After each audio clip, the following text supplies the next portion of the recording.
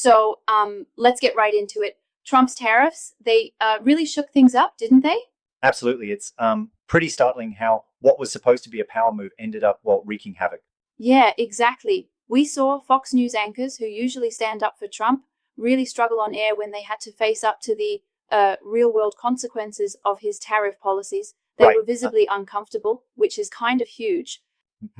And what's interesting is that these tariffs weren't just numbers on paper. They hit small businesses hard, especially those importing toys from China, including products for underprivileged and special needs kids. Yeah, and consider the toy importer whose annual tariff bill jumped from $26,000 to like a staggering $346,000 overnight. That's not a minor bump. It's a complete shock to their operations. It really Yeah, forces you to ask, what's the real cost here? exactly. It's like these weren't just abstract economic debates. Real people, real businesses were staring down the barrel of closure. Isn't it wild how these policies ended up hurting American companies? For sure, and it's interesting when you look at economist Paul Krugman's take on it, a near 20% tax hike on American consumers. It's just reminiscent of the old Smoot-Hawley Tariff Mhm. Act, such a catastrophic historical overlap. Right. It's like history repeating itself, but this time staring us in the face. And, while Trump did roll back some tariffs in a uh, suspiciously timed stunt, the economic damage clearly lingered. Exactly, and that rollback almost feels like it was just a cosmetic fix.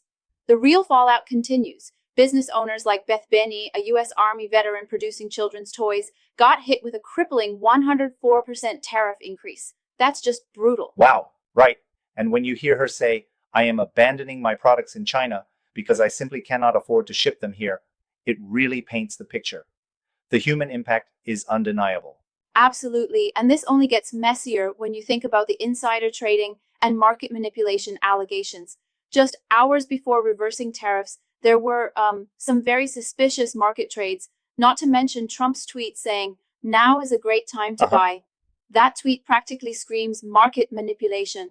I mean, come on, there's an obvious link there. It seems like those tweets might have been an open invitation for traders acting on insider info, which in turn could be seen as blatant market manipulation.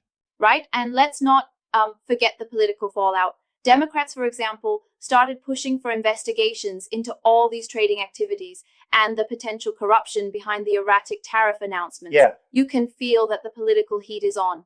And honestly, it's a bit odd that Fox News, typically a staunch supporter of Trump's policies, ended up having to basically admit that these tariffs are, damaging American businesses. Exactly. It's like their usual narrative was so challenged by the um, undeniable economic realities that they couldn't ignore the fact that a significant burden actually lands on US companies Right. rather than on foreign competitors. It's a stark reversal of their usual stance. But here's my concern. While all this chatter focuses on the tariffs, aren't we missing the bigger picture of, say, how these economic policies staff together with other administrative decisions, like reversing anti corruption rules on lobbyists, really compound the problem?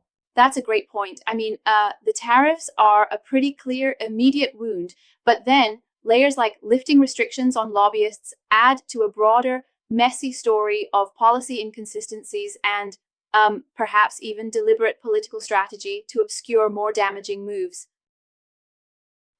Absolutely. Right. It's almost like a smokescreen. They enforce one move publicly while quietly reversing policies that prevent cronyism behind the scenes. Yeah, it's like you have the Trumpomics illusion, bold, aggressive moves to seem tough on trade, but in reality, they're destructive to American businesses and consumers. It's a double edged Exactly. sword indeed.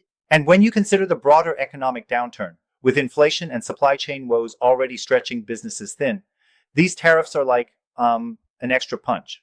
Definitely, for industries like agriculture, electronics, and fashion, the blanket 10% tariffs and even higher rates on Chinese imports have pushed many already struggling companies well close to the brink.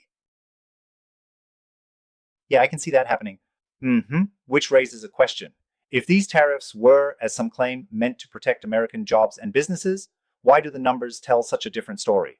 It really begs the question. On paper, it might have seemed like a negotiation tactic to, level the playing field with China, but in practice, it's like a self-inflicted wound where the consumers and small business owners pay the ultimate price. Right. And it's ironic because Fox News, which typically defends these policies, ended up having to, well, fumble their arguments live on air. Exactly. It was almost like they had no choice but to confront the truth when, the statistics and business stories were right in front of them. Mm-hmm. That kind of admissions on television can really shake viewer confidence. That's true. Now, I know some might argue that these tariffs were necessary to push back against unfair trade practices, but don't you think the scale of disruption here far outweighs any potential benefit? I would say so. It's like you're trying to fix a leaky boat by adding a weight that sinks it faster. The punitive increases, like going from $26,000 to $346,000, or that 104% increase, are just, well, unsustainable in the grander scheme. Exactly. It's like a botched fix that's only making things worse. Right. And then you have the additional layer of market manipulation, where insider trading allegations come into play right before major policy reversals. That just muddies the waters even further. Yeah, it introduces a whole lot of corruption allegations. And when you mention powerful political figures like Alexandria Ocasio-Cortez or Adam Schiff stepping up, it's clear the stakes are high. Accountability becomes front and center. Mm-hmm. And that accountability is long overdue. It's so important that these economic decisions are scrutinized because at the end of the day, they affect everyone. Small business owners, everyday consumers, and even sectors like children's toy production.